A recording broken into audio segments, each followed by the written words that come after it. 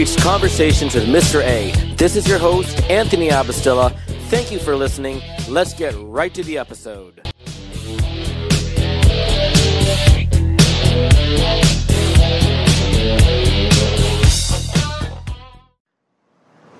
Welcome to another edition of Conversations with Mr. A. This is your host, Anthony Abastilla.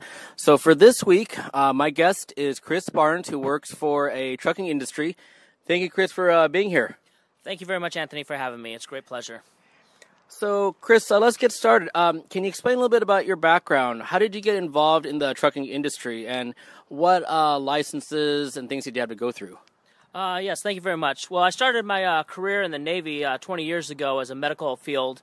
I kind of loved doing that stuff, but I got a little burnt out. So I left the Navy after 20 years of retirement. I had to do something, and I figured, what better thing to do but sit behind a wheel and enjoy the road. I mean, I've always loved driving, so it just seemed like a perfect fit for me. I found the job Lindy Gas, which is basically a gas delivery, which we deliver gases to hospitals, welding places, and other things like that. And it just seemed to be a great fit for me because I was able to drive all day long. Well, Chris, thank you for your service. I mean, 20 years, again, thank you, because it is quite the sacrifice. I'm curious, so after you did the Navy, what motivated you exactly to get involved with the trucking industry with Lindsay Gas? I'm just curious. What was the biggest motivation? The biggest motivation for me was just my fact of I love to drive. To me, driving is just very relaxing. It's very freeing because you have a lot of time to think about stuff, a lot of time to do stuff, and just enjoy the radio and enjoy driving. Lindy Gas seemed to be a good fit for me because it wasn't like over-the-road trucking where I'm just driving constantly for 12 hours a day. I just drive to my location, do some work, and then drive there. And it's a great place for someone that doesn't do well with people because you're free and you're on your own a lot. Can you explain to me and our listeners what a typical day looks like? Yes, typical day for me is usually I wake up about 4 in the morning. I leave for work about 4:30, and I get to work about 5. Once I get to work, I check my truck to make sure that all my bottles and my gases are proper and they're the right stuff so that I can deliver the proper stuff to the medical field. Then I'll drive to my first hospital location. At that point, I'll actually deliver all of the bottles that they requested to their location, whichever they want, and then swap out for the old bottles. And then once I'm done with my stop, usually my day takes about 10 to 12 hours, just depends on the day. I'll get back to the shop and then unload my truck and actually do a refill for the next day. So, real question, how is the pay? The pay for trucking is pretty good. It all depends on what you're doing. With our trucking, it touched about $28 an hour, but the real benefits is all the medical, dental, vision, and life insurance and health benefits you get. You get a really good retirement pay out of it. So once you do 20 years in the trucking industry, you'll actually be getting a decent check every month for the rest of your life. So what I'm curious is with Lindsay Gas, what are some of the challenges you've encountered, and for you, what are some of the rewards that you've encountered? Some of the challenges I encountered is basically daily driving. There's a lot of accidents on the road, so that does eat up a lot of your day. And if you're pressured to get somewhere, usually it just takes up a lot of your day just sitting in traffic. Some of the other challenges is basically knowing which bottles to go where, because the last thing you want to do is deliver the wrong kind of gas to a medical facility, and they use it on a patient. That could be dangerous. Okay. And then my understanding is to get certified, you had to go for your CDL. Can you explain to our listeners what a CDL is and what you had to go to get through it? Yes, so a commercial driver's license is an enhanced driver's license that you get from going through school. Most schools take about a month or so. They'll actually put you in a big rig, those 18-wheelers you see driving down the road, and they'll take you driving basically for a full month. And then you got to go through all of that, and you got to learn how to back up the truck, how to park the truck, how to drive the truck in every situation. And then once you get proficient in that, it's just like doing your DMV driver test all over again, but you're an 18-wheeler trying to go through city streets driving.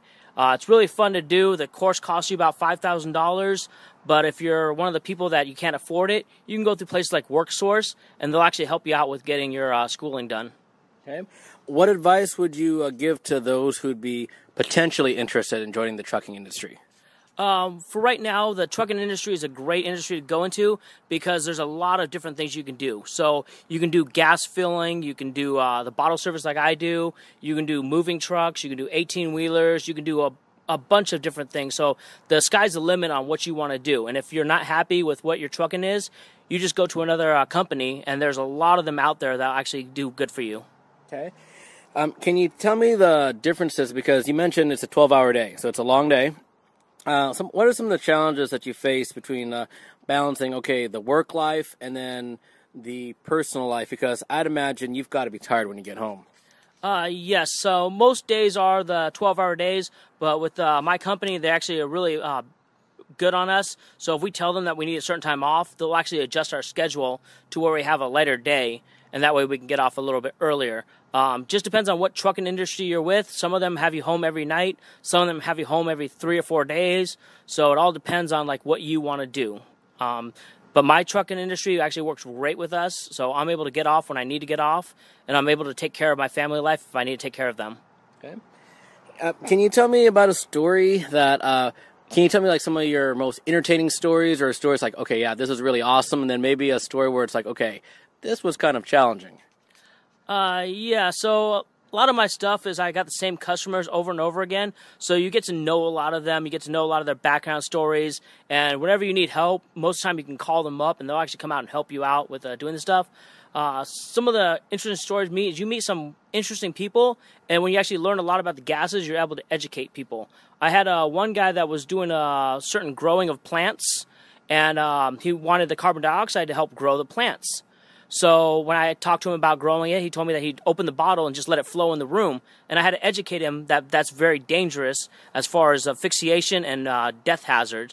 So we were able to get him the correct piping system to where it's more controlled and able to actually increase his business. Wow. Okay, so a lot of the podcasts are younger listeners towards high schoolers. And so what would you tell a potential high schooler, like, okay, they just graduated and they're, maybe they're not sure what they want to do. You mentioned a little bit of the trucking industry, why it'd be a good thing to do. What advice would you give them, especially those who maybe just got out of high school and they don't know what to do next? For that, I would tell them just not to pigeonhole themselves into one career or one set mindset, because you never know if you're actually going to be able to get into it and stuff like that. So while you're trying for that one career that you really want, put yourself out there for other careers and other opportunities, and still shoot for the career you really want. But don't sit there and wish and hope for one career, because you never know if you're going to get it. And the more versatile you are, the more you're able to do different things, the better off you're going to be and the more marketable you're going to be to people that are looking for employees and work stuff. Like with myself, I have a medical background and I have a trucking background. So if the trucking ever failed, I can go in the medical field and do medical. I also have a background for bus driving, so I can go in the school system and drive buses. I can drive cement trucks. I can drive dump trucks. And pretty much anything out there with a license, I can drive. So I'm actually certified in all of that. So my career is not pigeonholed to just this one thing. So I have backup plans if I need to. Is this something that you would have told your 18-year-old self? Because I'm wondering now, what would you tell your 18-year-old self back then when you were 18, if you go back in time? Well, right now I kind of like my life the way it is. But one thing I would have told myself is to basically get a better education, actually pay attention in school, so that way you don't have to work as hard. My whole mindset and my goal when I was young was to do the Navy for 20 years, get a retirement, get into another job, do that for 20 years, and get a retirement. And so far I'm on track for basically a 2 retirement paycheck when I turn 60. So I'm actually kind of enjoying that mindset and getting towards that thing. But if I would have paid attention better in school and get a better education, I'm probably sure I could have got higher up in the military, which would have given me a much better cushion in a retirement check than I have now. Okay. All right, so let's have some fun with this. The last part of the interview is called word association. And so I'll give you a few words, 1, 2, 3 words. Tell me the first thing that comes into your mind. Now, the running joke with all my podcasts is when I worked at Chimicum, people know how much I really hate pickles. And so let's go with the first word, pickles. That'd have to be my daughter. My daughter is obsessed with pickles. So if she ever came over to your house, she'd have pickles with her. All right. Barbecue. Good times. Fun times in the sun, and just time to spend with friends and just have a good beer and a good barbecue and then just enjoy the sun. Traveling. Very, very peaceful. I love traveling. I love driving. I love being on the road. Okay. Romantic movies. I know this will sound weird, but my favorite one has to be Where the Heart Is. It's a very old movie about a girl that goes on a road trip with her boyfriend, and she's pregnant, and she ends up giving birth at the Walmart and meeting a whole bunch of fun people along the way. It's a great movie about love and overcoming. Awesome. Horror/gore movies. Not for me, but my daughter loves it. Okay. All right. Action movies. Oh my gosh, there's so many good action movies. I would have to say, I can't remember that name of it, but it's one Arnold Schwarzenegger, and he comes through the screen to real life, so he's an action hero in the movie, but then he comes through the screen and becomes an action hero in real life. I can't remember the name of the movie, but it was actually a pretty fun one. Our viewers will have to get us up to speed on that, what movie that was. How about Nintendo? Oh, good times with good friends. Nintendo brings me back to probably 30 years ago when me and Anthony first became friends, and we would sit around the house and play wrestling things on his Nintendo. It was great times. Those are some good times indeed. How about MMA? MMA. Crazy. You people are crazy for getting in there and get your head beat in. You guys are crazy, but all for it. I won't mess with any of y'all. Okay. Country music. I love it. That's good old times, good old boys. And if you know somebody that loves country, they'll be able to help you rig anything, and you'll be able to get anything done. Rap music. That brings me back to teenage years when I was rebelling against the parents. I used to listen to rap music in between the country. Okay. Grunge music. Oh, grunge music is not for me, but that's Seattle.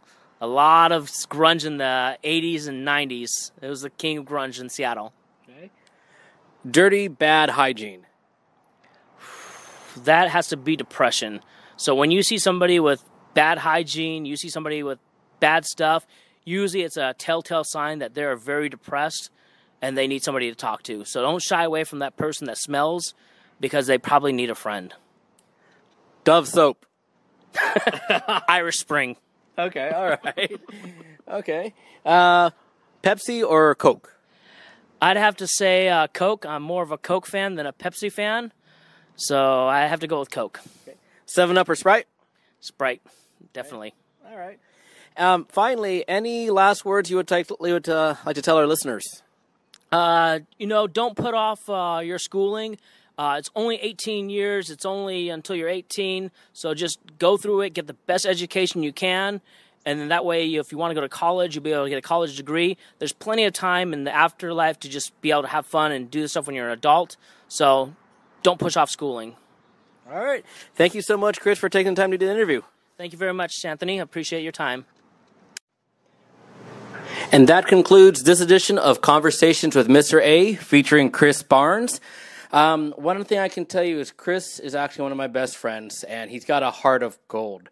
What he does as a truck driver, delivering oxygen tanks, it's a lot of hard work. And so it's a long day, but as he's told you, the rewards are worth it. So thank you for listening to his story.